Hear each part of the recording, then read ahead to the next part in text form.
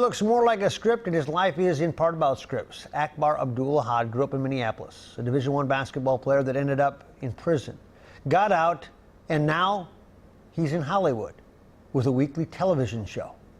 Oh, what you doing here? This is the party that you was talking about the execs at. What's going on? Is this supposed to be a Lucci exec party? Ain't nothing executive about this thought Lucci fest. party? Well, I didn't know. You told me it was a bunch of execs and all this, a red carpet type. That's Minneapolis product Akbar Abdul, starring in a reality series on VH1 called Living Hip Hop Hollywood. It's about the love interest of music, the music business. So it's about what you go through, experience, because no one cares about the music per se. They care about the things you go through. Even when you think about music, it's all about the expressions of the things you go through, that you experience in life.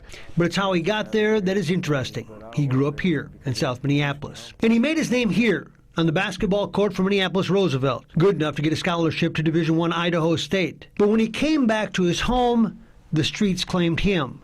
He was arrested as part of a sting at a convenience store he owned, and his next stop was prison. I learned that it's other people in there that I give them hope. You know, I took that from prison, to be honest with you. There's a lot of guys in there that's watching today, that's watching me on TV, and I gave them hope. And I inspire people to do better. That you can turn your life around. Yeah, that you can do whatever you want to do. If you want to go back to jail, you definitely can do that any moment. When he got out, he moved to Dallas and got a small part on the remake of the TV show Dallas, and got bit by the acting bug. I think in life, we all have a part of us, the characters we play. If you're a father, that's a role that you play. If you're a husband, it's a role that you play. If you're a friend, you're a player.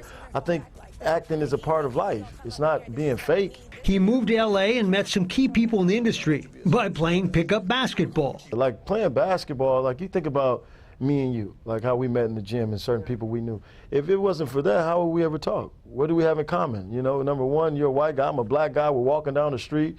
We have nothing in common, but we're walking. You're going this direction, I'm going that direction. But we're in the same location, same environment, we have to communicate with each other. Playing basketball, you have to talk to this guy. She's not an artist. She's not a manager. And now he's under the lights, where he loves life. People are really believing that this is your wife, and I'm looking crazy. I ain't thinking about no other woman, I'm focused on you. His life is now lived on stage, bigger than most would have imagined. Not him, because the kid that grew up here didn't get much of a chance, except from himself. Why are you so happy? Like my life is. You had hope. I had hope. I was supposed to be a crackhead, like because my father's on crack, my mother's on crack. So basically, history repeats itself. I was supposed to be on crack. That's why I don't drink. That's why I don't smoke, because addiction runs in my family. But you always had hope. You created hope. I always had hope. Hope was. I always had hope.